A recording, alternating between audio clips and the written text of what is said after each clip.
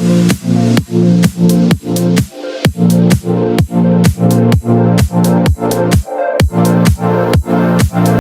guys, welcome to Urban English Academy. This is Bhavna Sharma and I have taught many students of IELTS और बहुत सारी problems थी जिसमें task one एक बहुत मेजर इशू था. तो इस वीडियो में आपको टास्क वन के बहुत ज़्यादा ईजी और बहुत ज़्यादा इफेक्टिव मेथड्स मिलेंगे जिससे आप सॉल्व कर सकते हो टास्क वन बहुत ईजीली, लिख सकते हो उसे, क्या उसकी टाइप्स हैं, क्या सेंटेंस फॉर्मेशन होती है, उसमें ग्रामर क्या यूज़ होगी, आपको वॉइस यूज़ करनी है नहीं करनी, everything is discussed in this video.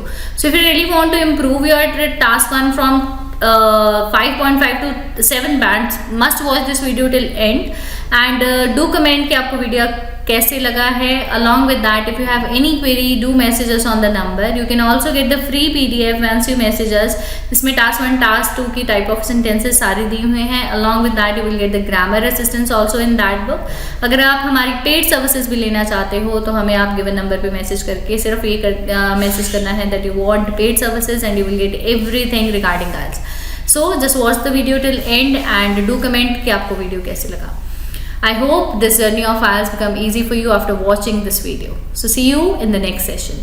But the Urban Academy, the Urban English Academy is a part of it where we teach IELTS, spoken English and everything related to English. So वो किस में teach कराते हैं हम? That is in Urban English Academy. It's a licensed institute. You can check it very easily on the Google. You just search the Urban English Academy. You will get everything about it and you will get the genuine views जिनको हमने पढ़ाया है और बहुत सालों से वो हमें मैसेजेस कर रहे हैं, हमें रिव्यूज डाल रहे हैं. And we have 5-star rating on Google. We are running the institute 2016 से हम पढ़ा रहे हैं and you can easily find us as in on Google. अभी सर्च करो Ludhiana, we are from Punjab and you will get everything about us. We have taught more than 5,000 students till now and most of them have cleared their IELTS exam in just first attempt. First attempt में बच्चों ने अपना exam clear किया है. So you can trust us. हम आपको जो भी पढ़ाएंगे वो गलत नहीं होगा. 10 साल का मेरा एक्सपीरियंस है पढ़ाने का और अगर आप मुझे एक सैम्पल राइटिंग भी भेजते हो अपनी, I will be able to tell you कि आपका कब पेपर जो है वो क्लियर होगा और कितने आपके बैंड्स आएंगे. आप हमारी इंस्टाग्राम पे वीडियो ज़रूर चेक करना. रिसेंट एक खुशदीप के साथ वीडियो डाली थी. बहुत सारे बच्चे जिनके 7+ बैंड्स हैं, they have shared their views कि उन्होंने कैसा फील किया है यहाँ पे आके. एंड मोस्ट इम्पॉर्टेंटली वो एक चीज़ बताएंगे कि मैम ने इतने बैंड्स बताए थे और इतने ही आए हैं. अगर आपको एक्चुअल में एग्जैक्ट इवैल्यूएशन चाहिए कि आपके एग्जाम में कितने बैंड्स आएंगे, आप हमारा मॉक भी देके देख सकते हो जहाँ पे हम एग्जैक्ट आपको बता देंगे कि कितने बैंड्स आपको मिलेंगे. So if we say we teach IELTS, PTE, Spoken English, Personality Development. Mission 360 is a very big course we have. पूरे जो यूथ के लिए है, स्पेशली जो अपनी पर्सनालिटी ट्रांसफॉर्म करना चाहते हैं, अपने आप को कम्प्लीटली एक न्यू वर्जन में लेके जाना चाहते हैं, तो उनके लिए ये कोर्स है. करियर बिल्डिंग कोर्स भी हम कराते हैं, फिटनेस कोर्सेज, एस वगैरह की सर्टिफिकेशंस भी हमारे पास होती हैं. So we deal in many things but IELTS is the product which I love the more and because यहाँ पे प्रॉब्लम ज़्यादा है तो मुझे उतना ज़्यादा अच्छा भी लगता है इसे सॉल्व करने के लिए. अवर मिशन क्या है कंपनी का? हमारा मिशन है to make language learning easy and affordable. Our vision is to help 1 lakh people, students, to clear their exam in first attempt and make 1 lakh fluent English speakers in next 2 years. So you are also the part of it, of this journey, जहाँ पे हम बहुत ज़्यादा help करना चाहते हैं. अगर हमें टीचिंग की बात करें तो बच्चे, I am the owner of this institute but let me share a little story with you why I am teaching IELTS. So this is Bhavna Sharma, founder and CEO at Urban Academy and Urban English Academy. Mission 360 also. I am a certified IELTS trainer from IDP and have done certification of teaching English as a second language. I have experience of training students more than a decade. 10 साल से ज़्यादा का मेरा experience है. I am also motivational speaker. आप मेरा भावना Sharma motivational channel भी check कर सकते हो. Though we do not work much on it because we are busy in the training part, but we are working equally to help students. I am also a counselor, a leadership trainer and also a part of many spiritual practices. So जो भी आप मेरे से पढ़ोगे, मेरी एक ऐसी vibe, मेरी एक ऐसी प्रे आपके साथ जुड़ जाएगी कि आपका पेपर क्रैक होगा ही. और by the end of the class, if you will not feel any connection with me, तो आप कभी भी हमारे पेड कोर्सेज मत लेना. हम यही बोलेंगे कि अगर आप मेरे साथ कनेक्ट कर पा रहे हो, अगर आप मुझे समझ पा रहे हो, तभी आप हमारे कोर्सेज को जो पेड वर्जन हैं वो लेना. अदरवाइज हम वैसे भी आपको फ्री सेशंस हर वीक देने वाले हैं। ये नहीं कि कोई पे करेगा तभी हम उसे पढ़ाएंगे, ऐसा नहीं होगा। जो नहीं पे करेगा, नहीं अफोर्ड करता कहीं जाना या पढ़ना, वो भी हमसे पूरी असिस्टेंस ले सकता है। Okay, so write down these are the 10 problems basically students have in the task 1। इनमें से आपकी कितनी प्रॉब्लम्स हैं आप मुझे बस मैसेज में लिख के दोगे कि कितनी आपको प्रॉब्लम्स फेस करनी पड़ती हैं। फर्स्ट इज अनक्लियर टाइप्स, आपको टाइप्स ही क्लियर नहीं है। कितने टाइप्स ऑफ टास्क होते हैं? कांट रीफ्रेज, आप रीफ्रेज नहीं कर पाते बहुत ज़्यादा। इंट्रोडक्शन में बच्चों को बहुत ज़्यादा दिक्कत आती है, वो रीफ्रेज नहीं कर पाते। I don't know what to write in overall, overall में क्या लिखना है हमें पता नहीं होता। अनक्लियर सब्जेक्ट है। I am always confuse in tenses, पता ही नहीं चलता टेंस कौन सा यूज करना है, प्रेजेंट लगाना है, पास्ट लगाना है। I don't know which data to describe, इतना सारा डेटा दिया हुआ है मैम, उसको कैसे देखें कि क्या इंपॉर्टेंट है और क्या इंपॉर्टेंट नहीं है। Next, I can't identify what to write in the line graph, line graph में क्या लिखना है हमें नहीं पता। और problem in making wrong passive sentences, wrong passive, हमें पैसिव नहीं पता, एक्टिव पैसिव क्या होता है हमें पता नहीं है। जबकि टास्क 1 जो है बहुत ज़्यादा एक्टिव और पैसिव डिमांड करता है। जो आइल्स की टास्क 1 की कंस्ट्रक्शन है वो इस तरीके से की गई है कि किसी में एग्जामिनर आपका टेंस चेक कर रहा है, किसी में एग्जामिनर आपकी जो है पैसिव वॉइस चेक कर रहा है, किसी में प्रेजेंट परफेक्ट टेंस चेक कर रहा है। तो टास्क 1 की कंस्ट्रक्शन बेसिकली ग्रामर चेक करने के लिए की जाती है। there is a lot of data in the table, can't choose what to write। Table में बहुत ज़्यादा कंफ्यूज होते हैं कि कौन सा डेटा लिखें, कनेक्टर्स हमें क्लियर नहीं है। तो इनमें से जिसकी 10 से 10 की 10 प्रॉब्लम्स जिसको हैं वो 10 लिखो, जिसको 5 प्रॉब्लम्स है वो 5 लिखो, जिसे 1 प्रॉब्लम है वो 1 लिखो। Type in the chat box कि आपको कौन कौन सी प्रॉब्लम्स हैं। Okay, so many people are having problem, किसी को 7-10 में से 10 प्रॉब्लम्स हैं, ये सारी टास्क 1 की प्रॉब्लम है। रीफ्रेज नहीं हम कर पाते, विक्रम, ओके, ऑलमोस्ट सारी ही प्रॉब्लम्स हैं। तो पर जब मैंने आपसे पूछा था कि एक प्रॉब्लम लिखो तो सब बच्चों ने लिखा था हमें सिर्फ सेंटेंस फॉर्मेशन नहीं आती। सो बेसिकली आई नो कि ये सारी प्रॉब्लम्स आपको आती हैं, तो इसी वजह से हमने आपको एक सेशन दिया है और इस सेशन में आपको वो सारी प्रॉब्लम्स क्लियर हो जाएंगी, आई होप। नेक्स्ट आते हैं अब, कोई बात नहीं, 7 टाइप्स, 7, 8, 9 सबको इतनी प्रॉब्लम्स हैं। Okay, 5 to 8। So you do want the solution of this, type yes that you need a solution, a fix solution. पर जो जो मैं बोलूँगी वो करना पड़ेगा। इसके बाद टास्क 1 15 डेज में खत्म हो जाएगा, मैक्सिमम 15 डेज में टास्क 1 का कोई डाउट नहीं रहेगा, I promise, if you will do that. The solution is, first solution is Pareto principle. Ma'am task 1 की बजाय ये क्या गया? Anyone know what is Pareto principle? Please type yes in the chat box. Write PR, I know P, I know PY लिखो chat box में कि I know कि Pareto principle क्या होता है, PY। अगर नहीं पता तो no, type no in the chat box that we don't know what is Pareto principle। कितने बच्चे I need water, पानी ला दे मैं बीच में। Okay, many students don't know what is Pareto principle। so Pareto principle is जब आप गलत तरीके से चीजें कर रहे हो। कैसे? एक रूल है जो वर्ल्ड वाइड सक्सेसफुल लोग अपनी लाइफ में हमेशा रखते हैं, दैट इज 80-20 रूल भी इसे बोलते हैं, कि आप 20% एरिया जो है वो फाइंड आउट करो जिसके ऊपर काम करने से आपको 80% रिजल्ट मिल जाए। आप लोग क्या कर रहे हो? आप लोग हर चीज करने की कोशिश कर रहे हो, दैट्स वाई आपका जो है वो रिजल्ट नहीं आ रहा। जो रिजल्ट आपको चाहिए वो रिजल्ट आपको नहीं मिल रहा। वो क्या है? क्योंकि आप हर चीज करने की कोशिश कर रहे हो। लेकिन अगर फाइंड आउट 2 मिनट के लिए सोचो, आपको मेजर प्रॉब्लम है कहाँ? आपको शायद बेस्ड अंडरस्टैंडिंग नहीं है, आपको शायद सेंटेंस फॉर्मेशन की प्रॉब्लम है। वो ऐसी कोई एक ही चीज होगी जिसकी वजह से पूरा जो टास्क है वो कंप्लीट नहीं हो पा रहा। अब 20% एफर्ट्स, अब सबको मैं एक क्वेश्चन पूछूंगी कि आपकी आइल्स की इन्वेस्टमेंट कितनी है? ओवरऑल जो इन्वेस्टमेंट आपकी आइल्स की होती है लगभग पंजाब में जो बच्चा लगाता है दैट इज अप्रोक्सीमेटली 50,000। 50,000 कैसे?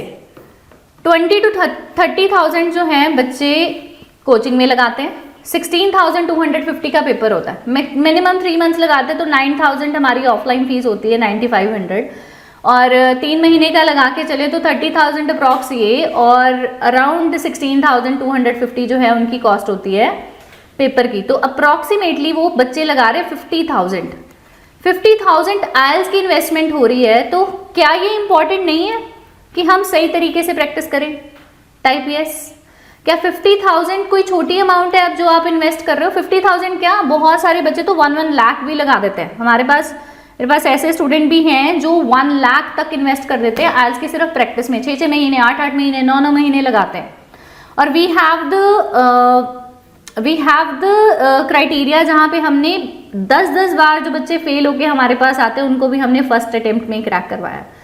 और उसका रीजन ये है राइट स्ट्रैटेजी ऑफ स्टडिंग। उसके लिए डिसिप्लिन बहुत ज़्यादा ज़रूरी है। तो आपकी लाइफ में अभी सिर्फ ये देखो, अगर आपका करियर रुका हुआ है, आपका फ्यूचर सिक्योर नहीं है, आपको डर है कि पता नहीं बाहर जाएंगे कि नहीं जाएंगे, अगर कर भी रहे हैं प्रैक्टिस तो श्योरिटी नहीं है पेपर क्रैक होगा कि नहीं, तो आपकी लाइफ में 20% ऐसा कौन सा एरिया है जिससे आपकी पूरी लाइफ चेंज हो जाएगी अगर वो 20% एरिया पे आप 100% एफर्ट्स लगा दो? Yes, what is that 20% area you should focusing on for the whole day? 100% efforts किस पे लगाने हैं आपको? That is your IELTS. आपको आइल्स की प्रैक्टिस पे डेडिकेटली 20% एरिया आपका सिर्फ आइल्स है, जिसपे आपको 80% एफर्ट्स लगाने हैं and you will get the results. You will be able to secure your marks. अब 80% ये सारे रूल चारों मॉड्यूल्स में अप्लाई होंगे कि हमें सिर्फ ये देखना मुझे प्रॉब्लम क्या है और मुझे सिर्फ अपनी प्रॉब्लम पे काम करना है and I will be able to do it. Now let's see method of studying. कौन कौन ये मेथड फॉलो कर रहा है? You are just practising. Type P in the chat box. कोई भी टास्क 1 टास्क 2 हमने कभी रीड नहीं किया। We are not working on improving sentences and we hate grammar, but हम क्या कर रहे हैं? सिर्फ डेली टास्क लिखने की प्रैक्टिस कर रहे हैं। Write P in the chat box. Practice every day.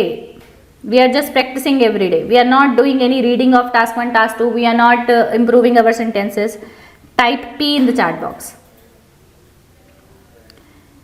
Yes, okay. So यहीं पे आपकी प्रॉब्लम है। आप सिंपल एक कॉन्सेप्ट देखो कि सिर्फ प्रैक्टिस से स्कोर नहीं आएगा। प्रैक्टिस बच्चे जब हम स्कूल में होते थे तो हमारे मॉडल टेस्ट पेपर्स होते थे, वो कब हम प्रिपेयर करते थे? जाके जब हमारा एग्जाम से 10 या 15 दिन रहते थे।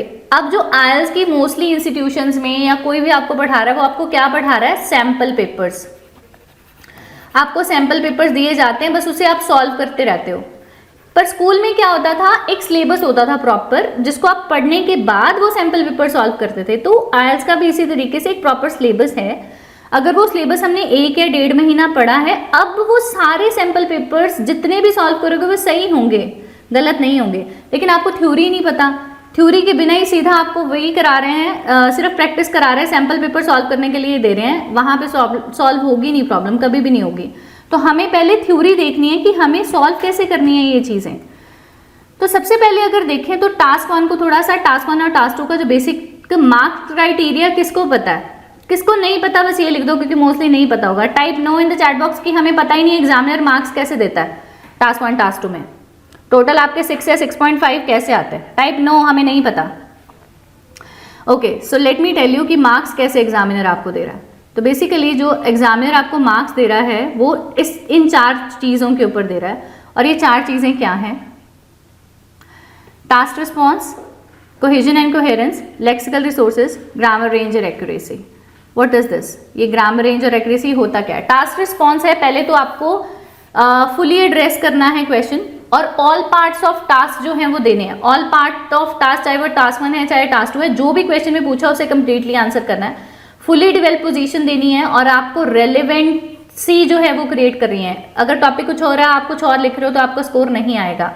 और unsupported ideas, well supported ideas, आपको आइडियाज टास्क 2 में क्वेश्चन के रिलेटेड होने चाहिए। अगर रिलेटेड क्वेश्चन नहीं है तब भी आपका स्कोर नहीं आएगा। सो टास्क 1 क्या है? पहले तो 250 to 270 वर्ड्स इन टास्क 2 और 150 to 170 वर्ड्स इन टास्क 1। पहले ये पूरा होना चाहिए। उसके बाद जो आप आइडियाज लिख रहे हो उस आइडियाज को सपोर्ट करना है बहुत ज़्यादा। अगर आप आइडियाज को सपोर्ट नहीं कर रहे प्रॉपरली, आपने सिर्फ आइडिया लिखा उसे एक्सप्लेन नहीं किया, तो वहां पे भी टास्क रिस्पॉन्स के मार्क्स चले जाते हैं। अगर क्वेश्चन में आपको पूछा था what is the importance of, what is the difference, which is better, computers और स्कूल्स, लेकिन आपने सिर्फ कंप्यूटर्स के बारे में लिखा, स्कूल्स के बारे में कुछ भी नहीं लिखा, तब भी टास्क रिस्पॉन्स चला जाता है। अब सपोज आपको टास्क रिस्पॉन्स में मिले हैं 6 bands. Cohesion and coherence, cohesion and coherence क्या होता है? सपोज मैं आपको स्टोरी बता रही हूँ कोई, और वो स्टोरी में मैं बता रही हूँ एक राजा था, वो बहुत अमीर था, पर उसे बहुत सारी बीमारियां थी। अब जो मैंने ये पर लगाया है ये कोहेजन एंड कोहेरेंस है, जिसे आप कनेक्टर्स बोलते हो, उसे प्रॉपरली कनेक्ट करना ही कोहेजन एंड कोहेरेंस बोलते हैं। लेक्सिकल रिसोर्सेज क्या होते हैं? लेक्सिकल रिसोर्सेज होते हैं जिसमें हमें लॉट्स ऑफ वोकैबुलरी देनी है। अब बहुत बच्चे को ये इल्यूजन है कि मैम बहुत हाई फाई वोकैबुलरी यूज करेंगे तभी हमारे मार्क्स आएंगे। नहीं, ऐसा कुछ भी नहीं है। हाई फाई वोकैबुलरी का कोई यहाँ पे रोल नहीं होता। वोकैबुलरी का रोल होता है सिर्फ कि आपको अच्छे तरीके से और सही उसकी यूजेज अच्छे से पता हो, बस, और उसका कोई खास रोल नहीं है। लेकिन बहुत सारे बच्चों के साथ क्या होता है, they use a lot of words which they don't know the meaning of, जिनका उन्हें मीनिंग भी नहीं पता, वो वाले वर्ड्स यूज कर लेते हैं। इसकी वजह से मार्क्स नहीं आते। अब सपोज एक भिखारी ने डायमंड की रिंग पहनी हुई है, तो आपको कैसे लगेगा? अब जो इंस्टीट्यूट्स हैं वो क्या करते हैं, बहुत हैवी वर्ड्स लिखवा देते हैं, पर उनकी यूजेज बच्चों को नहीं पता होती, तो एग्जामिनर को दिख जाता है कि हाँ ये बच्चा जो है इसने लर्न करके करे वर्ड्स याद, तो वहाँ पे उसको मार्क्स नहीं मिलते। तो इसको चेक कैसे करें? आपको क्या देखना है? सपोज आपके मार्क्स आ रहे हैं, जस्ट अ सेकेंड, आपके टास्क रिस्पॉन्स में 6 मार्क्स आए, आपने जो है टास्क सारा रिस्पॉन्स किया है, सारा जो 250 270 वर्ड्स रिक्वायरमेंट लिखी है, आंसर सही लिखे हैं। अब कोहेजन एंड कोहेरेंस में आपको 6 बैंड्स मिल रहे हैं। लेक्सिकल रिसोर्सेज आपका एवरेज है, आपकी वोकैबुलरी है जो वो ठीक है, लेकिन उसमें रेंज नहीं है। जैसे रेंज का मतलब है कि सारे वर्ड जो इंपॉर्टेंट है उनके 2 या 3 सिनोनिम्स आपने यूज किए हैं। जैसे इंपॉर्टेंट का इंडिस्पेंसिबल भी यूज किया है, पीपल का इंडिविजुअल भी यूज किया है, तो आपको रेंज आती है। ग्रामर में भी वो आपसे वाइड रेंज पूछ रहा है कि रेंज क्या है, तो आपने उसमें भी रेंज वगैरह ऐड की है। तो ये टोटल करो कितना हो गया, 6 6 12 एंड दैट इज टोटल 24। 24 को डिवाइड करो 4 के साथ, तो आपका टोटल बैंड स्कोर कितना बनता है, 6। इसी तरीके से टास्क 1, इसी तरीके से टास्क 2, दोनों को जज किया जाता है। सबके 9 बैंड्स होते हैं। ये चारों चीजों को 9 से जज करके ओवरऑल 6 मार्क्स सबको दिए जाते हैं। या सपोज आपका लेक्सिकल रिसोर्सेज बहुत अच्छा है, आपको इसमें 7.5 मिल गए, पर टास्क रिस्पॉन्स पूरा नहीं किया, इसमें 5.5 मिल गए, तो ये इस तरीके से भी फ्लक्चुएट करता है। बट आपको मैं एक ऐसा सीक्रेट बताती हूँ जिससे आपके सारे इल्यूजन जो है वो दूर हो जाएंगे। वो सीक्रेट ये है कि सिर्फ और सिर्फ अपनी ग्रामर और सेंटेंस फॉर्मेशन ठीक कर लो, बाकी कोई चीज करने की जरूरत नहीं होती, फिर भी 6.5 6 तक बैंड्स आ जाते हैं। So don't worry about it. आपको सिर्फ अपनी ग्रामर को सबसे अच्छा करना है टास्क आइल्स में, प्लस आपका टास्क अचीव जो है वो पूरा होना चाहिए। टास्क को इनकम्प्लीट छोड़ के नहीं आना, बाकी सारी चीज़ें मैनेज हो जाती हैं और किसी तरीके से फॉल नहीं करते मार्क्स। अगर स्पेलिंग एरर बहुत ज़्यादा और टास्क जो है आपका इनकम्प्लीट छूट गया, तब 5.5 मार्क्स रहते हैं, वरना 6 हर बच्चा ले लेता है जिसकी ग्रामर ठीक है। अब इसको कहाँ पे चेक किया जाता है? जो आप मॉक टेस्ट अगर किसी बच्चे ने कभी दिया होगा तो उसके एंड में ये आपको ऐसा फॉर्म मिलेगा। इस फॉर्म नहीं, ये आंसर शीट के एंड पे इस तरीके से क्राइटेरिया बना होता है, task response, cohesion and coherence, lexical resources, grammar, range, accuracy. उसके नीचे लिखा होगा अंडर लेंथ, कहीं अंडर लेंथ तो नहीं लिखा, नंबर ऑफ वर्ड्स कितने लिखे हैं, पेनल्टी क्या डालेंगे अगर आपने लर्न करके लिख दिया, अंडर लिख दिया तब भी पेनल्टी बढ़ जाती है, टॉपिक के बाहर ही कुछ लिख दिया, याद करके लिख के आए हो, जो लिख के आए वो पढ़ा ही नहीं जा रहा। तो ये सारा क्राइटेरिया टास्क 1 और टास्क 2 का नीचे आपके जो शीट्स हैं जो आपको पेपर में भी मिलेंगी उसके नीचे इस तरीके से लिखा होता है, जिसको टोटल करके आपको राइटिंग में स्कोर मिलते हैं। लेकिन राइटिंग में 6 या 6.5 अचीव करना is very very easy. We have a record कि हमारे पास राइटिंग में कोई बच्चा फेल नहीं होता, चाहे उसकी जितनी भी प्रॉब्लम्स हों, जो भी उसकी प्रॉब्लम है वो राइटिंग में कभी भी उससे नहीं आती, क्योंकि grammar is the base and we work on grammar more, तो ग्रामर से ही वो कवर अप हो जाता है। Is it clear to all कि मार्किंग क्राइटेरिया क्या है? Please type clear in the chat box, please type clear in the chat box कि मार्किंग क्राइटेरिया क्या है। 6 6 6 और 6 जितना भी आपका स्कोर है, सपोज टास्क रिस्पॉन्स कम लिख रहे हो तो इसमें 5.5 भी आ सकते हैं। टोटल आपको 24 मार्क्स इसमें लेके आने होते हैं टू गेट 6। अगर सबसे ज्यादा अगर इसके बाद कंटेंट पे ध्यान दोगे तो 7.5 मार्क्स जो हैं वो आपके इजीली आ जाते हैं, सिर्फ इंग्लिश से नहीं आते। बहुत सारे सीक्रेट हैं, टास्क 2 का जब हम सेशन लेंगे फ्री तो उसमें भी मैं बताऊंगी। ग्रेट। आगे चलते हैं. What is more important, task 1 और task 2? Type in the chat box, what is more important, task 1 और task 2? Yes, 2. Okay, how many of you feel task 2 is important? 2. Okay, very good. अच्छा, task 2 अगर आपको important लग रहा है तो मैं आपको बताऊं, टोटल जो है आपके टास्क 1 के 3 बैंड्स होते हैं और टास्क 2 के 6. क्यों कंसीडर होता है? क्योंकि इसके 150 वर्ड्स हैं, इसको 20 मिनट्स ही मिलते हैं, और इसके हमें कितने वर्ड्स, इसके पास हमारे पास क्या होता है, 6 बैंड्स हैं और हमें 250 वर्ड्स लिखने होते हैं. और यही एक क्राइटेरिया है जिससे हम सोचते हैं कि शायद जो है टास्क 2 इंपॉर्टेंट है. पर आप ये सोचो, आप कितना भी अच्छा लिख के आओ, आपको 6 में से 4 ही बैंड्स मिलेंगे, इससे ज़्यादा नहीं मिलने वाले टास्क 2 में. तो आपको जो पास कराएगा वो कौन सा टास्क है? आपको 2 बैंड्स या 1.5 या 2 बैंड्स कहाँ से लेके आने हैं? वो हमें लेके आने हैं टास्क 1 से. तो अगर इसमें से 2 बैंड्स आएंगे तभी. तो टास्क 1 इक्वली इंपॉर्टेंट है. टास्क 1 को बहुत अंडर एस्टिमेट किया जाता है क्योंकि इंस्टीट्यूट उसे बहुत ज़्यादा लाइट बताते हैं. कई इंस्टीट्यूट तो प्रैक्टिस भी नहीं कराते. तो आपको क्या करना है, आपको you have to work on the task 1 as well to get 6.5 और 7 in your task. Otherwise possible नहीं है. Task 2 yes it is very important, but task 1, अगर टास्क 2 सिर्फ प्रैक्टिस कर रहे हो, टास्क 1 को ध्यान ही नहीं दे रहे, पेपर में बहुत सारे बच्चे टास्क 1 की वजह से फेल होते हैं, ना कि टास्क 2 की वजह से. Mostly student fail not because of task 2, they fail because of task 1, क्योंकि वो टास्क 1 को ध्यान नहीं देते. But why? बिकॉज उन्हें लगता है that it carries very less marks, not important and it is difficult to understand etcetera. ये सारे उनके बिलीव्स होते हैं. Never done such kind of report writing. ऐसी रिपोर्ट राइटिंग उन्होंने पहले करी नहीं होती, तो वो वैसे ही अवॉइड करते हैं कि छोड़ो भरे, इसे करके क्या करना है. लेकिन task 1 again I am saying it's very very important to get 6.5. अब टास्क 1 की डिस्कशन पे आते हैं. आप प्लीज स्क्रीनशॉट लेते रहना जो जो चीजें मैं आपको स्क्रीन पे दिखा रही हूँ.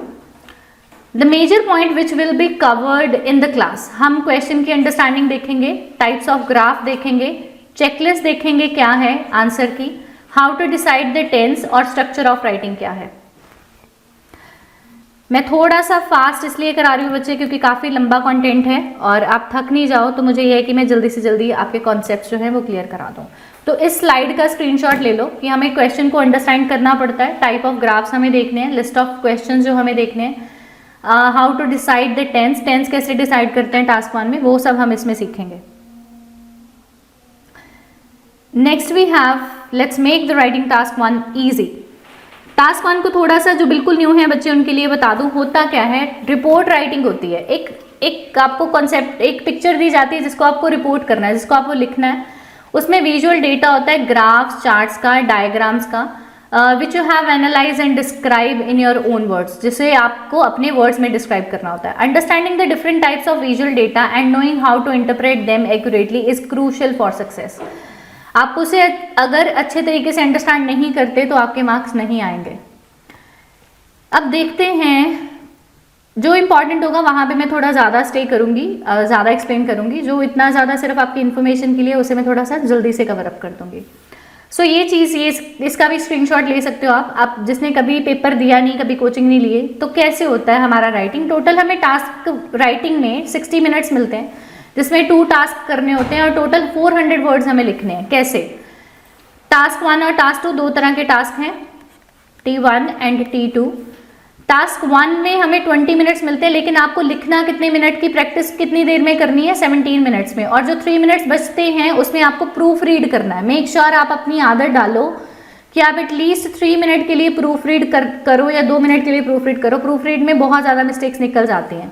उसके बाद है 40 मिनट्स हमें मिलते हैं टास्क 2 के, लेकिन इसे कोशिश करनी है 35 मिनट्स में लिखने की. प्रैक्टिस करो 35 मिनट्स में और इससे 5 मिनट्स दो प्रूफ रीडिंग के लिए. Task 2 is worth more marks. Task 2 के ऑफकोर्स बहुत ज़्यादा मार्क्स हैं, तो टास्क 2 में मेहनत भी ज़्यादा लगती है, लेकिन अगैन टास्क 1 के बिना टास्क 2 जितना मर्जी प्रैक्टिस करो क्लियर नहीं होगा पेपर. टास्क 1 में हमारे पास 150 टू 170, 143 से कभी भी वर्ड्स कम नहीं होने चाहिए, इतना ध्यान रखो. 170 मैक्सिमम या फिर 190 तक लिख लो. मैम 200 लिख सकते हैं, लेकिन उतनी ज़्यादा मिस्टेक्स होगी, तो बेटर है कि 290 280 तक ही वर्ड्स रखो, इससे ज़्यादा मत रखो. 150 क्यों नहीं मैं बोल रही, क्योंकि 150 में जितना आप डेटा लिखते हो एग्जामिनर उससे सेटिस्फाई नहीं होता. उसको लगता है कि शायद आपको बहुत कंटेंट नहीं आता था, तो हमेशा 150 से ऊपर ही लिखो, 170 तक मिनिमम लिखो. अब task 2 of at least 250 to 270 words का होता है in response to a same statement और अ क्वेश्चन। जितना भी है इसमें भी हमें 270 तक की लिमिट रखनी है, मैक्स 290 की, इससे ज़्यादा नहीं। इससे ज़्यादा मत रखना बिकॉज इसमें प्रॉब्लम आती है फिर। क्यों? क्योंकि उतनी ज़्यादा ग्रामर एरर्स होंगे, उतने ज़्यादा स्पेलिंग एरर्स होंगे। नेक्स्ट हमारे पास आता है मैक्सिमम जो है 12 to 14। अब थोड़ा सा टास्क 1 को आसान कैसे करें। अब तक आपने टास्क 1 जो देखा इस तरीके से आप लिखते हो, इंट्रोडक्शन, ओवरऑल, BP1, BP2। लेकिन एक 2 मिनट ध्यान दो, ये सारी चीज़ों में है क्या? सेंटेंस 1, 2, 3, 4।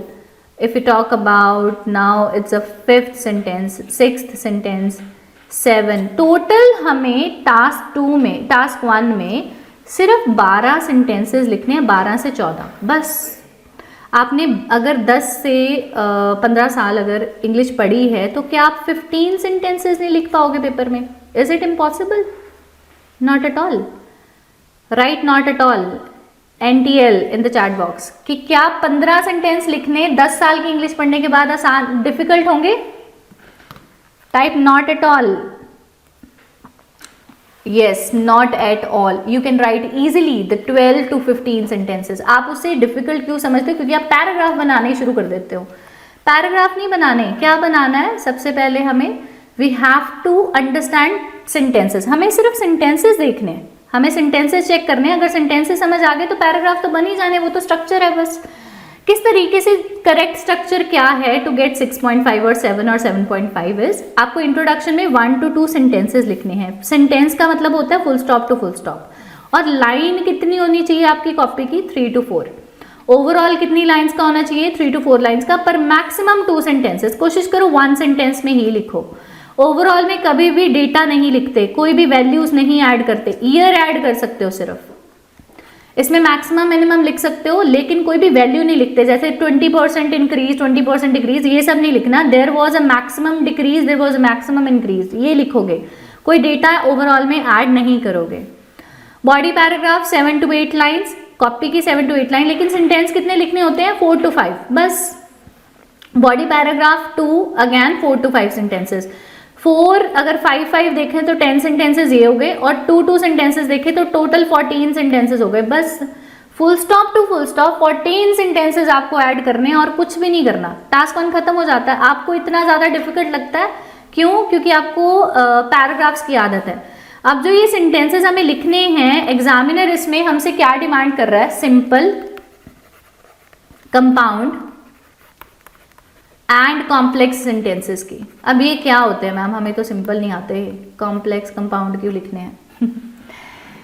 2 मिनट में आपको सिंपल, कंपाउंड, कॉम्प्लेक्स समझ आ जाएगा क्या है, तो ध्यान से सुनना है। सिंपल सेंटेंस क्या होता है? सिंपल सेंटेंस होता है जिसमें सब्जेक्ट, वर्ब, ऑब्जेक्ट एक ही बार हो, जैसे कि ही राइट्स अ बुक। तो ये क्या है? Simple sentence. जब एक थॉट किसी सेंटेंस में आता है उसे हम क्या कहते हैं? Simple sentence. अगर हम 2 थॉट्स को इकट्ठा कर दें, जैसे कि ही rights a book and he reads 50 books per year और एवरी ईयर, तो ये क्या हो गया हमारा? Compound sentence. सिंपल सेंटेंस एक thought, he rights a book, ये एक थॉट है, एक बात की जा रही है, तो ये इसे हम क्या कहते हैं? क्लॉज। क्लॉजेज और फ्रेजेस होते हैं, ग्रामर का एक बहुत इन डेप्थ पार्ट है, वो मैं बाद में बताऊंगी आपको। बट फिलहाल की ये देखो, जब एक ही थॉट हो, एक सेंटेंस हो, सब्जेक्ट वर्ब ऑब्जेक्ट लगाओ, तो ये सिंपल सेंटेंस होता है। जब उसे हम जोड़ देते हैं किसी भी कंपाउंड कंजंक्शन के साथ, तो उसे हम क्या कहते हैं? Compound sentence. जैसे कि वो जुड़ते कैसे हैं? फैन बॉयज की हेल्प से। Write down FANBOYS, for, and, nor, or, but, yet, so. For, and, nor, or, but, yet, so. अगर ये आप कंजंक्शंस, जैसे कंजंक्शंस बोलते हैं, अगर ये कनेक्टर या कंजंक्शंस आप लगा रहे हो किसी भी सेंटेंस में, तो वो कौन सा सेंटेंस बन जाएगा? कंपाउंड, उसे हम क्या कहते हैं, कंपाउंड। तो एग्जामिनर जो है वो आपसे मांग रहा है 2 से 3 सिंपल सेंटेंसेस, 3 से 4 कंपाउंड सेंटेंसेस और 2 से 3 आपसे कॉम्प्लेक्स सेंटेंसेस मांग रहा है। मैक्सिमम आपसे कंपाउंड और कॉम्प्लेक्स सेंटेंसेस की डिमांड की जाती है, लेकिन आप सिंपल सेंटेंसेस लिखते हो, दैट्स व्हाई आपका स्कोर नहीं आ पा रहा। तो ये इतना होपफुली क्लियर है। कंपाउंड कंजंक्शंस कौन सी हैं, फैन बॉयज, बस फैन बॉयज याद रखो। अगर आप इसको लगा के कोई भी सेंटेंस बना रहे हो तो वो कौन सा सेंटेंस होगा, compound sentence. Please type clear in the chat box अगर इतना क्लियर है, फिर मैं कॉम्प्लेक्स सेंटेंसेस पे आऊं। Is it clear? Please type clear in the chat box. Yes, very good, clear. Okay, अब आते हैं हम कॉम्प्लेक्स सेंटेंसेस पे। कॉम्प्लेक्स सेंटेंसेस कौन से होते हैं? सबसे पहले आपको बता दो, क्लॉज और फ्रेज। क्लॉज होता है बच्चे जब सब्जेक्ट और वर्ब और ऑब्जेक्ट दिया हो, पर वो बहुत छोटा सा सेंटेंस है, उसे क्लॉज कहते हैं। फ्रेज होता है जब 2-3 वर्ड्स को मिला के कोई वर्ड बनाए, लेकिन उसमें वर्ब वगैरह कंपल्सरी नहीं होता। जैसे टू बिगिन विद, ये फ्रेज है, टू बिगिन विद, ये क्या है, हमारा एक फ्रेज। इसमें कोई सब्जेक्ट वर्ब ऑब्जेक्ट नहीं है। तो फ्रेजेस जो हैं वो अपने आप में 2-3 वर्ड जुड़ के ग्रामेटिकली सेंस नहीं बनाते, पर उनकी सेंस बनती है। और ये जो है इसमें प्रॉपर सब्जेक्ट वर्ब ऑब्जेक्ट होता है। तो हमारे पास इंडिपेंडेंट और डिपेंडेंट क्लॉजेस होते हैं। इंडिपेंडेंट और डिपेंडेंट क्लॉजेस का क्या मतलब है? जो सेंटेंसेस अपने आप में कंप्लीट हैं, जैसे कि ही राइट्स अ बुक, ये कंप्लीट सेंटेंस है। He writes a book is a complete sentence. लेकिन अगर मैं बोलूं but he is not well, अब इसको आप कंप्लीट मानोगे? but he is not well, नहीं, but he is not well मतलब इसके आगे कुछ आना था ना, कोई तो बात आनी थी। जो sentences but, if, although, however, which, whom, इनसे स्टार्ट हो रहे हैं, वो कौन से हो गए? Complex sentences. मतलब एक independent clause plus dependent clause, मतलब एक कंप्लीट सेंटेंस और एक इनकम्प्लीट सेंटेंस। जो सेंटेंस इफ से या फिर बट से या फिर हाउएवर से या फिर ऑल्दो से, नेवरदलेस से, इनसे स्टार्ट हो रहे हैं, विच से स्टार्ट हो रहा है, which, what, where, when, whom, how, इनसे ये सारे सेंटेंसेस क्या बन जाते हैं? हमारे कॉम्प्लेक्स सेंटेंसेस। ये हमारे बन जाते हैं कॉम्प्लेक्स सेंटेंसेस। तो एग्जामिनर जो है वो आपसे डिमांड कर रहा है सिंपल, कंपाउंड और कॉम्प्लेक्स सेंटेंसेस का mixture in your task 1 as well as in your task 2। तो अगर हमें ये सेंटेंस स्ट्रक्चर्स नहीं आते, कैसे आएंगे? आगे चल के मैं आपको वो 6 सेंटेंसेस दूंगी जिससे ये थ्योरी क्लियर हो जाएगी। और कॉम्प्लेक्स सेंटेंसेस आप 3 to 4 उनमें से लिख दोगे तो पेपर 6.5 का आराम से क्लियर हो जाएगा। Please type clear, please type yes कि हमें क्लियर है इतना जो मैंने पढ़ाया है। आपकी वैलिडेशन बच्चे मुझे थोड़ा कॉन्फिडेंस देगी कि आपको समझ आ रहा है, वरना मुझे लगेगा मैं ऐसे ही पढ़ाती जा रही हूँ। Very good, okay. जो आपके डाउट्स होंगे अगर हैं भी लिख के रखो, मैं एंड में लूंगी, क्लास के एंड में हम वो डाउट्स क्लियर करेंगे। अब आते हैं हमें लिखना कैसे है। इंट्रोडक्शन, आपको जो हेल्प बुक्स दी हैं वो हेल्प बुक में आपको इंट्रोडक्शन के फ्रेजेस दिए हुए हैं, उनमें से 2 या 3 फ्रेजेस जो हैं वो चूज कर लो। कौन से इंपॉर्टेंट है वो भी मैं एंड में बता दूंगी कि इंट्रोडक्शन के कौन से फ्रेजेस आप चूज करो और वही फॉलो करो 6.5 वाले, उससे ज़्यादा की ज़रूरत नहीं होगी। ओवरऑल के लिए भी बहुत सारे फ्रेजेस उसमें दिए हुए हैं आपको हेल्प बुक में, उनमें से कोई भी 2 या 3 आप अपने लिए रख लो, क्योंकि पेपर में एक ही बार हमें पेपर देना है, तो हर दिन नया सेंटेंस टाइप, नया फ्रेज एक्सपेरिमेंट करने की ज़रूरत नहीं है। BP1 को कैसे स्टार्ट करूंगी? Looking at the chart it can be apparently seen that, analysing further. BP2 का अब मैम इसमें मोर ओवर फर्दर मोर नहीं लिखते, हम ऐड नहीं करते मोर ओवर फर्दर मोर। क्यों? क्योंकि हम कोई स्टोरी नहीं लिख रहे। कनेक्टर्स भी मैं इसी में क्लियर कर रही हूँ कि कनेक्टर जो है जरूरी नहीं होता टास्क 1 में हमेशा हमें कनेक्टर लगाना ही लगाना है। हमें क्या करना है, हम क्या कर सकते हैं, हमें फर्दर, एनालाइजिंग फर्दर, बहुत सारे आपको जो हेल्प बुक में कनेक्टर्स दिए हुए हैं वो सारे आपको लिखे हुए हैं वहाँ पे, बस आपको वो उसमें से ही चूज करना है। मोर ओवर फर्दर मोर को अवॉइड करो क्योंकि आप स्टोरी नहीं लिख रहे, वो टास्क 2 के कनेक्टर्स है। This is how you are going to write. आपका जो लिखने का स्ट्रक्चर है वो इस तरीके से इतना नीट एंड क्लीन होना चाहिए। कोई भी बच्चा यहाँ से पैराग्राफ स्टार्ट नहीं करे जो स्कूल में आप करते थे कि इंट्रोडक्शन यहाँ है उसके बाद यहाँ से पैराग्राफ जो है वो स्टार्ट हो रहे हैं। Don't do that. आपको हर चीज एक्सट्रीम लेफ्ट से स्टार्ट करनी है। आपके पैराग्राफ की राइटिंग इस तरीके से होनी चाहिए। अब देखो इसमें कनेक्टर्स कौन से हैं। On the other hand however contrasting connectors आ सकते हैं वेयर एज, पर कहीं भी मोर ओवर फर्दर मोर नहीं लिखा हुआ सरप्राइजिंगली। तो ये कनेक्टर्स आते हैं। टास्क 2 के कनेक्टर्स और टास्क 1 के कनेक्टर्स सेम नहीं होने चाहिए, अलग अलग लिखो। लेकिन इसमें सारे कॉम्प्लेक्स कनेक्टर्स ही यूज करते हैं क्योंकि हमें ज्यादा से ज्यादा कंपेयर करना होता है, तो वो आपको ध्यान में रखना है। अब आते हैं हम नेक्स्ट पे। To understand the question you must follow the checklist. अब ये चेकलिस्ट बहुत इंपॉर्टेंट है, इसे प्लीज क्लिक कर लो एक बारी। Just click this once.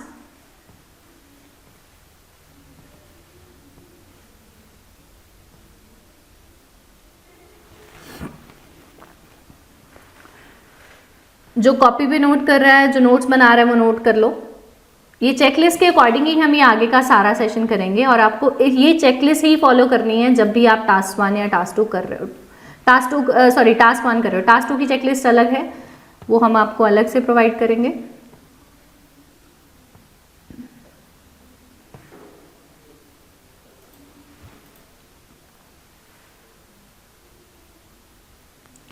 One second.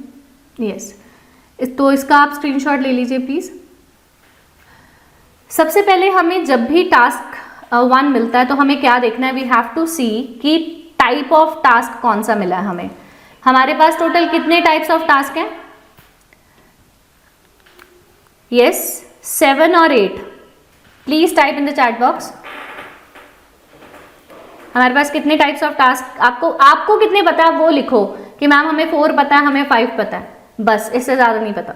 Write down please in the chat box आपको कितने टाइप्स ऑफ टास्क आते हैं या पता है। यस, 1 2 3 8। Very good. 8 के 8 टाइप्स आपको पता है। हाँ जी, इसके अलावा please type. Be active in the class guys, वरना नींद आ जाएगी। मैसेज करो। 6 टाइप्स पता है। ओके, 8 की 8 टाइप्स जिसको पता है बहुत अच्छी बात है। 8 टाइप्स पता है, वेरी गुड। ओके, किसी को 6 पता है, किसी को 5 पता है। Okay, so let's see. Types of graph हमारे पास टोटल 7 हैं। 8th जो ग्राफ है उसे बच्चे कॉम्बिनेशन ग्राफ हो सकता है, वो किसी भी चीज का। पहले हम ये देखते हैं हमारे पास टाइप्स कौन कौन सी होती हैं। There are 7 types of graph जिसमें 2 पार्ट्स होते हैं, डेटाबेस और नॉन डेटाबेस। डेटाबेस ग्राफ कौन कौन से हैं, बार, लाइन, पाई और टेबल। और नॉन डेटाबेस कौन कौन से हैं हमारे पास, फ्लो चार्ट, मैप और diagram. Flow chart, map and diagram. Total हमारे पास 7 ही होते हैं। जो 8th टाइप है वो इन दोनों का कॉम्बिनेशन आ सकता है, बार लाइन का कॉम्बिनेशन, पाई टेबल का कॉम्बिनेशन। इनका कॉम्बिनेशन नहीं आता, इनमें 2-2 ग्राफ्स ही आते हैं, पर इन चारों में से कॉम्बिनेशन आ सकता है हमें।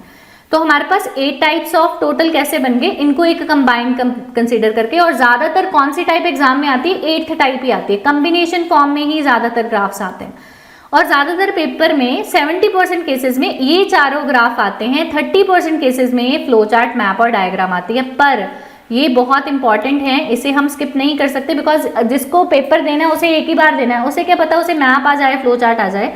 तो आपको 8 के 8 टाइप्स क्लियर होने चाहिए। आप अगर ये टाइप्स क्लियर नहीं है तो थोड़ा सा पेपर रिस्क में रहेगा। क्यों? क्योंकि पता ही नहीं कि पेपर में क्या आएगा। अब ये जो चारों हैं, बार, लाइन, टेबल और पाई, ये हम आज की क्लास में कवर अप करेंगे। फ्लो चार्ट, मैप और डायग्राम मैं नहीं कवर करवा पाऊंगी बिकॉज ये बहुत लंबा चला जाएगा सेशन। नेक्स्ट सेशन में हम जो है ये फ्लो चार्ट, मैप और डायग्राम क्लियर करेंगे, लेकिन मैं आपको थोड़ा सा आइडिया देके चलूंगी इसका फिर भी। तो टाइप्स ऑफ ग्राफ्स हमारे टोटल 8 हैं। You can see these types. जिसने कभी नहीं देखे या फिर फेमिलियर नहीं हो, तो this is our bar graph, this is a line graph, this is a pie chart and this is a tabular chart. Total जो ये 4 हैं, बस ये 4 डेटाबेस ग्राफ है। इसमें हमें फिगर्स आती हैं जिसे हमें एक्सप्लेन करना होता है। सो बी वेरी क्लियर कि ये सारे हमारे आपको क्लियर हों। Line, bar, pie and table must be clear to you. इसके बाद जो नॉन डेटाबेस आते हैं वो है डायग्राम, मैप और this is and a flow chart. Diagram, map और फ्लो चार्ट। मैप में लेआउट भी आता है। लेआउट क्या होता है, ऐसा कोई फिगर सी दी होगी आपको और उसमें दिया होगा कि यहाँ पे स्कूल बनना है, यहाँ पे सुपरमार्केट बननी है, इस तरीके से। पर ऐसा कोई फिक्स स्ट्रक्चर नहीं दिया होता, वो लेआउट होता है। लेआउट इसके कंपैरेटिव, मैप के कंपैरेटिव थोड़ा सा डिफिकल्ट होता है अंडरस्टैंड करना। अब डायग्राम और फ्लो चार्ट में बहुत बच्चे कंफ्यूज होते हैं कि फ्लो चार्ट कौन सा है और डायग्राम कौन सा है। Type yes if you feel the difficulty to understand कि कौन सा डायग्राम है और कौन सा फ्लो चार्ट है, क्योंकि वो चारों डेटा वाले तो इजीली समझ में आ जाते हैं।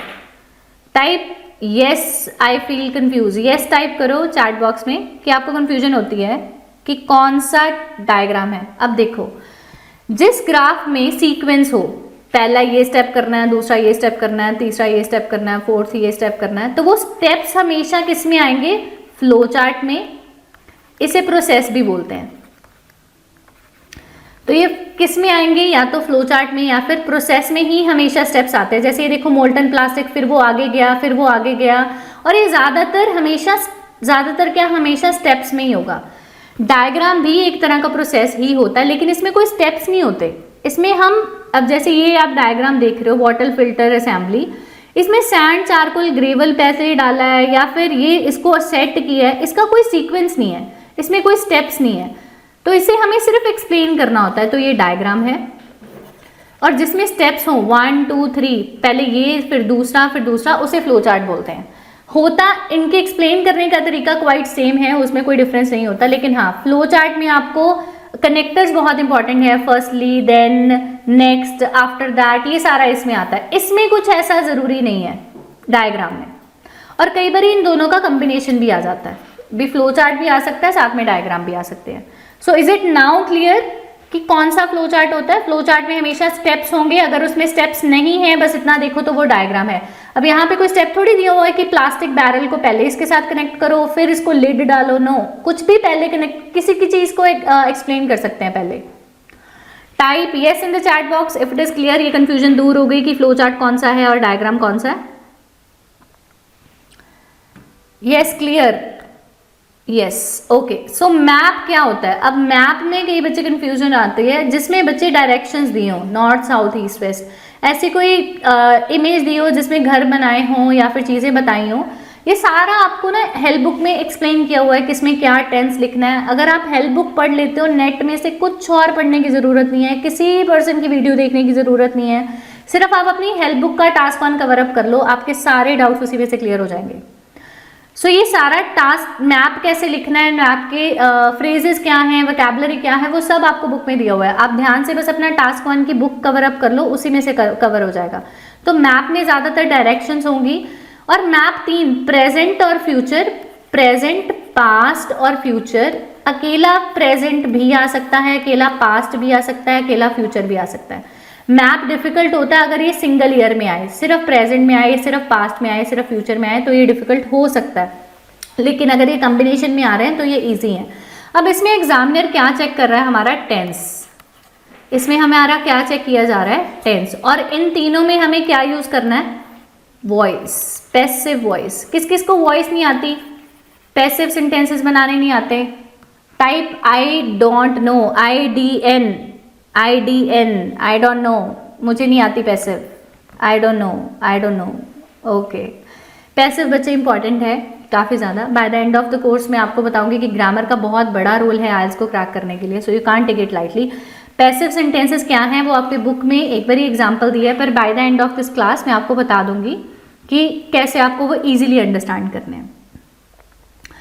अब उसके बाद हमारा जो चेकलिस्ट अगर आपने क्लिक करा होगा तो नेक्स्ट पॉइंट, चेकलिस्ट में सबसे पहले देखो टाइप ऑफ ग्राफ कौन सा है, आइडेंटिफाई करना बहुत जरूरी है। अगर टाइप ही नहीं समझ आया तो सॉल्व क्या करोगे? तो डोंट डू दैट। उसके बाद आता है स्टैटिक है, मूवमेंट है या कॉम्बिनेशन है। कौन सा ग्राफ है? स्टैटिक, मूवमेंट या combination, you have to check. अब ये क्या होता है मैम? स्टैटिक क्या होता है, मूवमेंट क्या होता है, या डायनामिक क्या होता है? हमें नहीं पता। राइट डाउन, हमें नहीं पता। HM, हमें नहीं पता, वी डोंट नो क्या होता है। HM लिखो, हिंदी भी पढ़ लें इंग्लिश पढ़ते हुए थोड़ी सी। ओके, हमें नहीं पता HM, ग्रेट, ओके, हमें नहीं पता। स्टैटिक और मूवमेंट और कॉम्बिनेशन। स्टैटिक होता है, लेट्स सी, स्टैटिक होता है बच्चे जिसमें ईयर नहीं दिया हुआ। जैसे ये ग्राफ है, इसमें कोई ईयर नहीं दिया हुआ, इसमें दिया हुआ कि ये जो लोग हैं लैंग्वेज बोलते हैं डिफरेंट। इसमें देखो हमें दिया हुआ लैंग्वेज, नंबर ऑफ स्पीकर्स कितने हैं, नंबर ऑफ एडिशनल स्पीकर्स कितने हैं, नंबर ऑफ टोटल स्पीकर्स कितने हैं, और ये डेटा हमें 220 का दिया होगा सपोज लेट्स से, बस जिसमें सिर्फ सिंगल ईयर दिया हो, 1 ईयर दिया हो और उसमें कोई मूवमेंट, कोई बहुत ज़्यादा कंपैरिजन्स नहीं हो सकते, वो कौन सा ग्राफ है? स्टैटिक। स्टैटिक ग्राफ में सिंगल ईयर होगा या फिर नो ईयर होगा, कोई ईयर नहीं होगा। That is my static graph. अब स्टैटिक ग्राफ और मूवमेंट ग्राफ क्यों देखना पड़ता है हमें? क्योंकि स्टैटिक ग्राफ जो है उसके सेंटेंस फॉर्मेशन अलग होती है, मूवमेंट ग्राफ में सेंटेंस अलग होती है, कॉम्बिनेशन में अलग होती है। तो ये भी आपको हेल्प बुक में दिया हुआ है, स्टैटिक ग्राफ के कौन से सेंटेंसेस हैं, मूवमेंट के कौन से, कॉम्बिनेशन के कौन से हैं। और इसमें स्टैटिक ग्राफ में कभी भी इंक्रीज डिक्रीज नहीं लिखा जाता, इसमें इंक्रीज डिक्रीज नहीं होता, इसमें हमेशा क्या होता है? मैक्सिमम, मिनिमम, हाई और लो।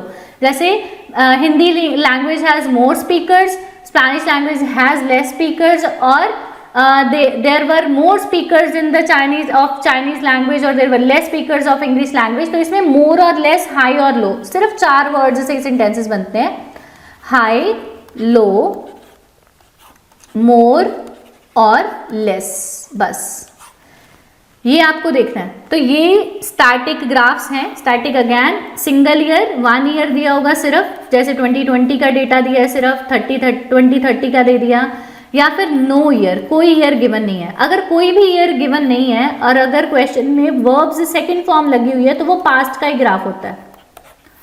ये टेंसेस जब कराएंगे तब एक्सप्लेन करती हूँ। तो स्टैटिक ग्राफ क्लियर हुआ? Right ST in the chat box. ST हमें क्लियर है, I will come to know कि आपको स्टैटिक क्लियर हो गया कि स्टैटिक क्या है। ST in the chat box. Okay, next जो है मूवमेंट ग्राफ। मूवमेंट क्या है? जिसमें हमें ईयर्स दिए हैं, कोई भी चीज जिसमें टाइम दिया होगा, जैसे 50, 60, 70, 80, 90, ये ईयर्स दिए हुए हैं। तो ये सारे क्या है हमारा movement graph. This is my movement graph.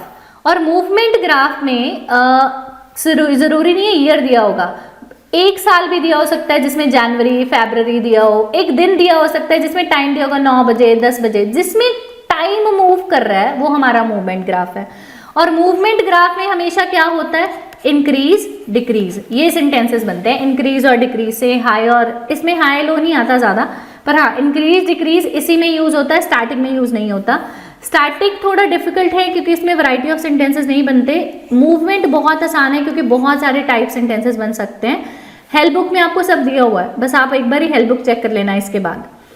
तो मूवमेंट ग्राफ में हमेशा ईयर दिया होगा और ये पास्ट, प्रेजेंट, फ्यूचर कुछ भी आ सकता है, हमें ईयर का कोई फिक्सेशन नहीं है। अगर 2024 के बाद के ईयर्स दिए हुए हैं सारे तो वो फ्यूचर में जाएगा। अगर 2024 से पहले दिए हैं तो हमेशा पास्ट टेंस यूज होगा। अगर अभी का दिया हुआ है 2024 लिखा हुआ है तो वो प्रेजेंट में यूज होगा। तो we have to see the tense, यहीं से क्लियर हो जाता है। तो मूवमेंट क्लियर हो गया, स्टैटिक क्लियर हो गया। Please right MT in the chat box. MT भी क्लियर हो गया, मूवमेंट कौन सा होता है? MT, write down MT in the chat box. Very good. अब आते हैं कॉम्बिनेशन ऑफ बोथ। अब ये मूवमेंट और स्टैटिक का कॉम्बिनेशन भी आ जाता है और ज्यादातर यही आता है। कैसे? अगर इसको देखें थोड़ा सा तो हमारे पास ये देखो 2000 ईयर दिया हुआ है, नीचे आपको दिया हुआ है DVD, CD, सेल्स वगैरह आपको बताई हुई हैं कि गेम्स, सॉफ्टवेयर और CDs। अब ये गेम्स है, ये सॉफ्टवेयर है और ये CDs है। अगर इनको आपस में कंपेयर करोगे तो क्या बन गया? स्टैटिक। और इनको अगर ईयर्स के साथ कंपेयर करोगे तो क्या बन गया? मूवमेंट। तो हम इसमें दोनों सेंटेंसेस यूज कर सकते हैं कि games, the sales of games were less as compared to the sales of softwares. और अगर हम 2000 को 2001 से कंपेयर करें तो क्या लिख सकते हैं? इसको, इन चीजों को कंपेयर करेंगे। The sales of game increase in the year 2001 as compared to the 2000। तो इंक्रीज डिक्रीज वर्ड्स कब यूज होंगे? जब ईयर्स को कंपेयर कर रहे हो, और जब इन तीनों को आपस में कंपेयर कर रहे हो तो वो क्या आ गया हमारा? स्टैटिक। इसमें हम हाई और लो बताएंगे। तो कॉम्बिनेशन वाला जो स्टैटिक और मूवमेंट ग्राफ है वो ज्यादा आ जाता है, तो इसका ध्यान हमें रखना पड़ेगा। नाउ इज इट क्लियर कि स्टैटिक, मूवमेंट और कॉम्बिनेशन क्या होता है? और कौन कौन कोचिंग ले रहा था आज तक और अभी तक पता ही नहीं था कि स्टैटिक मूवमेंट भी होता है? ग्रेट, ओके ओके, नेक्स्ट आते हैं अब हम what which graph it is. आपको अब बताना है चैट में कि ये कौन सा ग्राफ है। Giving you 1 minute to see, tell me which graph it is it static, movement और combination of both? You have to tell. Please type S for static, M for movement and MS for both, या फिर B लिख दो both के लिए। बस जल्दी से बताओ ये कौन सा ग्राफ है, स्टैटिक है या मूवमेंट है या बोथ है? Yes Yagnesh, it's correct. बाकी जल्दी जल्दी टाइप करो कि कौन सा ग्राफ है ये static. Very good, very good. Harjot, Rajvinder, very good. अब ये स्टैटिक कैसे हुआ? स्टैटिक क्यों हुआ? क्योंकि इसमें कोई ईयर गिवन ही नहीं है। हम किसको इंक्रीज डिक्रीज बोलेंगे? इसमें हमें ज़्यादातर दिया हुआ एज बताई है और उसको कंपेयर किया हुआ है बस। गार्डनिंग, इनको क्या क्या पसंद है? गार्डनिंग पसंद है, फोटोग्राफी पसंद है। मतलब हम क्या करेंगे, 25 ईयर के लोगों को क्या 25 to 35 लोग जो है वो कम गार्डनिंग, नंबर ऑफ मेंबर जो है वो कम गार्डनिंग करते हैं और ये जो है ये ज़्यादा करते हैं। तो हमें इसमें कोई भी इंक्रीज डिक्रीज हम नहीं बता सकते, so it's a static graph. Great. इसके बाद नेक्स्ट ग्राफ ये बताओ ये क्या है, स्टैटिक है, मूवमेंट है या कॉम्बिनेशन है या बोथ? आप कॉम्बिनेशन के लिए C या B कुछ भी लिख सकते हो चैट में। Giving you 1 minute।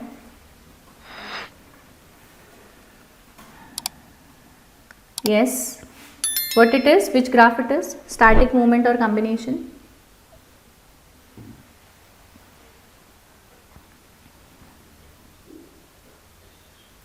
It's a movement graph. What else? ध्यान से देखो, ईयर दिए हुए हैं हमें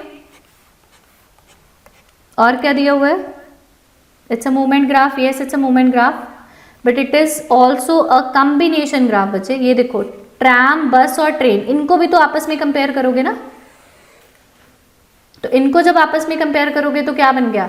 स्टैटिक। और जब ईयर्स को कर रहे हो तो ये कॉम्बिनेशन ग्राफ है। Yes, it's a combined graph of year and static and movement. अगर इसको आपस में कंपेयर करोगे तो स्टैटिक हो गया, अगर इसको कंपेयर करोगे तो ये मूवमेंट हो गया। जैसे कि अगर मैं बोल रही हूँ नंबर ऑफ पैसेंजर्स ने क्या यूज किया है, who used public transport in somewhere town from 2012 to 2015। तो ये नंबर ऑफ पैसेंजर्स का डेटा दिया हुआ है। तो ये ट्रैम यूज करने वाले पैसेंजर्स कम हैं, बस यूज करने वाले ज्यादा हैं और ट्रेन यूज करने वाले और भी ज्यादा है। तो इनको कंपेयर करोगे तो ये हाई एंड लो और वी कैन से मोर और लेस। लेकिन जब इनको करेंगे 2012 में ट्रैम यूज करने वाले पैसेंजर्स थे वो कम थे, 25 से कम थे, लेकिन 2013 में ये जो पैसेंजर्स थे ये इंक्रीज हो गए। तो इंक्रीज डिक्रीज जो है वो इसके साथ आएगा और स्टैटिक मोर और लेस इसके साथ आएगा। तो ज्यादातर जो आपको ग्राफ्स आएंगे एग्जाम में वो कॉम्बिनेशन ग्राफ्स ही होंगे। सो आपको ये चीज क्लियर हो कि आपने उसमें वैरायटी ऑफ सेंटेंसेस उस तरीके से ऐड करने हैं। अब ये वाला ग्राफ बताओ, ये ग्राफ कौन सा है? इज ए स्टैटिक और मूवमेंट और combination?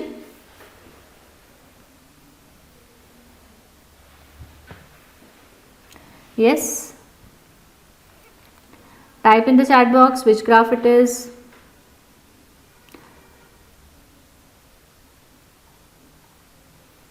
Yes, it's a no, it's not both बच्चे, it's a single graph। इसमें comparisons कहाँ हो रहे हैं? अब सिर्फ ईयर दिया हुआ है। थोड़ा सा आप इसमें कंफ्यूज हो, दोबारा से समझाती हूँ ये चीज क्योंकि आपको अभी भी क्लियर नहीं हुआ। स्टैटिक नहीं हो सकता, क्यों? क्योंकि ईयर दिया हुआ है बच्चे। तो ये क्या हो गया? It's a movement graph. एक बार ये दोबारा आपको एक्सप्लेन कर दूं, आपको कॉम्बिनेशन में प्रॉब्लम आई है ज्यादा। तो जो ग्राफ में, अब ध्यान से देखो, जो ग्राफ है उसमें हमें एक्स एक्सिस दिया होता है, इसे हम वाई एक्सिस बोलते हैं और ये सेंटर इंफॉर्मेशन होती है। अगर सेंटर इंफॉर्मेशन एक ही चीज को, जैसे सिर्फ ये दो ना देके सिर्फ इनको कंपेयर करते आपस में, तो ये सिर्फ क्या होता? Movement graph. लेकिन इसमें हमें चीज़ें मल्टीपल दी हैं, 1 2 3, तो जब इन तीनों को कंपेयर भी करेंगे, जैसे ये तीनों को कंपेयर करें तो ये स्टैटिक हो गया। अब सिर्फ ये देखना है हमें एक्स एक्सिस वाई एक्सिस और ये सेंटर में जो इन्फॉर्मेशन दी है ये सिंगल ही कंपेयर किया हुआ है या फिर वह मल्टीपल चीज़ें कंपेयर करी हैं। जैसे इस ग्राफ में हमें इन्होंने rates, revenue, user charges, borrowing और ग्रांट्स और सब्सिडीज को कंपेयर किया, 1 2 3 4, बस इनको आपस में हम कंपेयर कर रहे हैं। इसमें क्या बताया है हमें कि कौन सी चीज़ इंक्रीज हो रही है, कौन सी चीज़ डिक्रीज हो रही है। तो ये सिर्फ इंक्रीज डिक्रीज का ग्राफ है, तो it becomes a movement graph, it becomes a movement graph. और स्टैटिक ग्राफ कौन सा है, जिसमें कोई ईयर नहीं दिया हुआ होता। लेकिन लाइन ग्राफ में स्टैटिक ग्राफ कभी भी नहीं आता और इसके कॉम्बिनेशंस भी कभी नहीं आते। तो लाइन ग्राफ ज्यादातर सिर्फ मूवमेंट ग्राफ होता है, बस इसको ध्यान रखो। अगर इसका स्टिल डाउट रहेगा तो by the end of the class मैं वो भी क्लियर कर दूंगी। आई होप 70% क्लियर हो गया होगा कि ये क्या है, राइट? 70% क्लियर या 100% क्लियर? जिसको 100% क्लियर हो गया वो प्लीज शेयर करें 100% clear. Write down 100 100 100 in the chat box. Great, 100, very good. बहुत इंटेलिजेंट बच्चे बैठे हैं मेरे पास आज। 100, very good very good very good.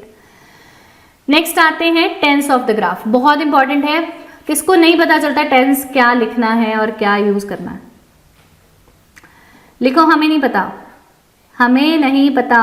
HNP हमें नहीं पता। 1000% क्लियर हो गया रवि राम को, great. Okay, so tense of the graph क्या है, लेट्स सी। अब जो ये नोट्स मैं लिखवा रही हूँ वो देखो जरा और उसे नोट डाउन कर लो, इसके स्क्रीनशॉट्स ले लेना। How to decide the tense of the graph, ये मैंने थोड़ा सा आपको बता भी दिया है, फिर भी आप इसे थोड़ा सा और देख लें। If the graph has year and years before 2023 it should be written in the past tense. इसको किस फॉर्म में लिखना चाहिए? पास्ट टेंस में। If it is after 2023 it should be written in the future tense, and if it has no year it should be written in the present tense। अगर कोई year नहीं दिया हुआ और वर्ब की फर्स्ट फॉर्म लगी हुई है क्वेश्चन में तो उसे हमेशा आप प्रेजेंट इंडेफिनेट में लिखोगे, जिसमें एस और ईएस की फॉर्म्स आती हैं। अब मैम टेंसेस भी नहीं आते, write down no tenses, NT in the chat box. Ma'am tenses नहीं आते, NT in the chat box. हमें टेंसेस ही नहीं आते। अगर टेंसेस नहीं आते बच्चे तो इसे लिखोगे कैसे? NT, okay Harjot Kaur. बच्चे फिर यहाँ पे आप कहीं ना कहीं गड़बड़ कर रहे हो। आप सिर्फ सैम्पल पेपर्स प्रैक्टिस कर रहे हो, पर वो सैम्पल पेपर्स का बेस क्या है वो आपको आइडिया ही नहीं है। तो ग्रामर के बिना ये बेस बनने ही नहीं वाला, तो ये आपको एक बार ये भी करना पड़ेगा। ग्रामर का सोल्यूशन बाय एंड मैं आपको बताऊंगी क्या है। तो जो हमारे पास 2023 से पहले उसमें पास्ट टेंस लिखना है, ज़्यादातर वर्ब की सेकंड फॉर्म आती है उसमें। If it is after 2023 it should be written in future, and if it has no year, कोई ईयर नहीं है तो वो प्रेजेंट में लिखना है। अगर कोई ईयर नहीं है लेकिन क्वेश्चन में वर्ब की सेकंड फॉर्म लगी है तो वो पास्ट में ही आता है। जिसको टेंस का आइडिया नहीं है उसको शायद ये चीज़ें इतनी क्लियर नहीं है, लेकिन जिसको टेंसेज आते हैं उनको क्लियर हो जाएगा। But still I will tell you, if the question is in the past tense but no year is given it should be in past. अगर if the question is in past tense, अगर past tense में question है but कोई year नहीं दिया हुआ वहां पे, sorry, if it is given it should be in the past. Past tense दिया हुआ वर्ब की सेकंड फॉर्म लगी हुई है तो that is in the past tense, बस इतना ध्यान रखना है। अब देखिए फ्लो चार्ट और डायग्राम के टेंसेस फिक्स हैं, इसमें चेंजेस नहीं आएंगे, तो इसे प्लीज लिख लो। जब भी फ्लो चार्ट या डायग्राम आ रहा है हमेशा हमें प्रेजेंट इंडेफिनिट पैसिव यूज करना है और उसमें इज और आर वर्ब्स थर्ड फॉर्म लगानी है। जैसे कि पहले लिख लो, उसके बाद मैं आपको एग्जांपल बना के बता देती हूँ। If the subject is given in the like student or applicant, if the subject is given, subject or applicant दिया हुआ है, एक्टिव और पैसिव बोथ यूज किए जा सकते हैं और कैन हैव हैज भी यूज किया जाता है। मैम ये नहीं समझ आया और ये समझ में आएगा भी नहीं बिकॉज ये ग्राफ के साथ ही समझ में आएगा। सो लेट मी एक्सप्लेन यू। जैसे ये एक फ्लो चार्ट हमें दिया हुआ है, तो flow chart, molten plastic melt हो रहा है, उसके बाद उसे 3 मोल्ड्स में डाला जा रहा है, तो इसमें मुझे पता ही नहीं है सब्जेक्ट कौन है, कौन कर रहा है। जब हमें सब्जेक्ट ही नहीं पता तो हमें इसे किस में लिखना होता है? पैसिव में। पैसिव क्या होता है? ही राइट्स अ बुक। अब कोई सब्जेक्ट है जो काम कर रहा है, उसे हम जब सब्जेक्ट या डूअर सेंटेंस में सबसे आगे हो और वो काम कर रहा है, उसे क्या बोलते हैं हम? एक्टिव। और अगर मैं इसको इंपॉर्टेंस ना देने की बजाय ये लिखूं बुक इज रिटन, तो ये कौन सा बन गया? पैसिव। अब मैं लिख रही हूं मोल्टन प्लास्टिक, यहां पे मैं क्या करूं? Is poured, poured, poured into the 3 molds. Then these molds are, these plastic clips का ये ग्राफ है, plastic clips are then sent to the quality control machine, then are sent भेजे जाते हैं in the quality control machine. Then these are sorted by hand. तो मैं क्या कर रही हूँ? इज आर के साथ, इज एंड आर के साथ वर्ब्स थर्ड फॉर्म लगा रही हूँ और ऑब्जेक्ट को आगे रख रही हूँ। क्यों? क्योंकि मुझे पता ही नहीं कि ये जो प्रोसेस है ये कौन ऑपरेट कर रहा है, मुझे सब्जेक्ट का आइडिया नहीं है। तो इसमें हमेशा हमें क्या करना है? इज या आर, सिंगुलर के लिए इज, प्लूरल के लिए आर लगा के I have to finish it. So is are के साथ वर्ब थर्ड फॉर्म लगा के मुझे पैसिव लिखना है। सिमिलरली डायग्राम में भी पैसिव आता है। Sand, gravel and charcoal are placed into the plastic barrel, water is added into the plastic barrel, then this plastic barrel is attached to the storage drum which has a tap at the end. It is covered with the lid. ये आपको help book में दिया हुआ है, इसके बाद help book check करना, वहाँ पे आपको रूल्स भी बताए हुए हैं, आपको ये भी बताया हुआ है इसे लिखना कैसे है। तो आपको फ्लो चार्ट, मैप, डायग्राम अगर आ रहा है तो वहाँ पे हमें क्या लिखना है? सॉरी, पैसिव ही लिखना है मोस्टली, लेकिन मैप को छोड़ के जो आपका डायग्राम या फ्लो चार्ट है उसमें हमें टेंस कौन सा लिखना है? इज और आर के साथ verbs third form. Flow chart 2 तरह के होते हैं। जब हम फ्लो चार्ट के आपका सेशन लेंगे उसमें मैं बहुत क्लियर करूंगी, क्योंकि इसको पूरा 1-2 घंटे चाहिए टास्क 1 को एक्सप्लेन करने के लिए, हर टाइप को। मतलब अगर 8 टाइप्स हैं तो हर दिन अगर मैं आपकी 2 आवर्स क्लास लूँ तब आपको टाइप जो है वो क्लियर होंगी, लेकिन मैक्सिमम 7 to 8 डेज में सारे टाइप्स क्लियर हो जाते हैं अगर आप 2 घंटे की क्लास लेते हो, और उसमें उसके बाद डाउट नहीं रहता। उसके बाद सिर्फ आपको प्रैक्टिस करनी है। थ्योरी का पार्ट बच्चे सिर्फ एक बार होता है, और स्टूडेंट ऑपोजिट करते हैं, वो इंस्टीट्यूट्स में 6-6 महीने बैठे रहते हैं पर थ्योरी करते नहीं, प्रैक्टिस ही करते रहते हैं। प्रैक्टिस तो आप घर पे भी कर लोगे, हम आपको मटेरियल प्रोवाइड करते हैं, आप घर से बैठ के प्रैक्टिस कर लो, लेकिन थ्योरी के बिना प्रैक्टिस करने का कोई फायदा नहीं है। एक आदमी है वो टायर फिक्स कर रहा है किसी कार में बहुत मेहनत करके, लेकिन वो टायर कहाँ फिक्स कर रहा है? उल्टी साइड पे, तो वो कार चलेगी कभी? सेम आपके साथ हो रहा है, आप प्रैक्टिस करते जा रहे हो लेकिन थ्योरी को क्लियर नहीं किया तो ये नहीं आएंगे marks. Which tense we use in maps? Again, except present indefinite passive. ये लिख लो। इसमें is, are को छोड़ के has, have, had plus been plus verbs third form, बस ये यूज होता है। एज पर द ग्राफ, अगर प्रेजेंट है तो हैज हैव आ जाएगा, पास्ट है तो हैड आ जाएगा, लेकिन इसके साथ been plus verbs third form. ये भी पैसिव में ही लिखा जाता है। कैसे? 1-2 एग्जाम्पल बता देती हूँ आपको ग्राफ में। ये जो मैप है for example Farmshire village main road, इसमें प्रेजेंट और फ्यूचर का ग्राफ बताया गया है। यहाँ पे फार्म्स थे 1 2 3 फार्म्स थे, और ये क्या है? फार्म्स रिमेन्ड सेम को एक्टिव में लिखना है। अगर हम ये लिखें यहाँ पे कौन से चीजेस आए हैं? सुपरमार्केट बन गई, फ्यूचर में बनेगी, फ्यूचर टेंस आएगा, यहाँ पे नहीं थी, तो हम कैसे सेंटेंस बनाएंगे? Near the cooperative bank there would be a super market. अब मैम वुड तो आपने बताया नहीं, मैंने बोला टेंसेस के अकॉर्डिंग। अब ये फ्यूचर का है तो इसमें क्या आ जाएगा? Would be. विल नहीं आ सकता है, लेकिन विल जो है वो श्योरिटी बताता है। तो अगर फ्यूचर का ग्राफ आ रहा है तो वहां पे हम क्या लगाएंगे? Would be plus verbs third form. लेकिन अगर पास्ट का आ जाए, सपोज मान के चलते हैं कि ये पास्ट में है, ये वाला ग्राफ जो है this is present and this is past. So यहां पे मैं लिख रही हूं दिस इज प्रेजेंट। इसको चेंजेस, इसको लिख के देखते हैं। प्रेजेंट को पास्ट को प्रेजेंट में बनाते हैं। कैसे बनाएंगे?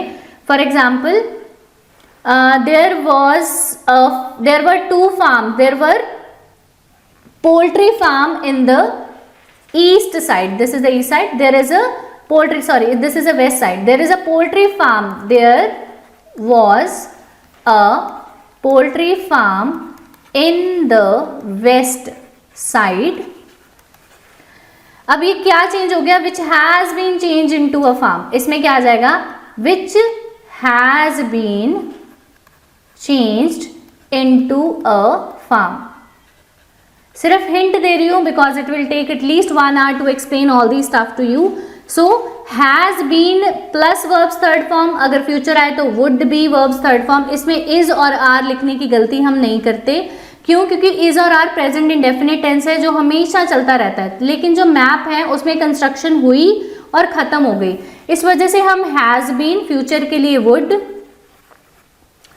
और इसमें वॉज वर सब आता है. वॉज वर हर चीज ऐड होगी, लेकिन इज आर नहीं आएगा.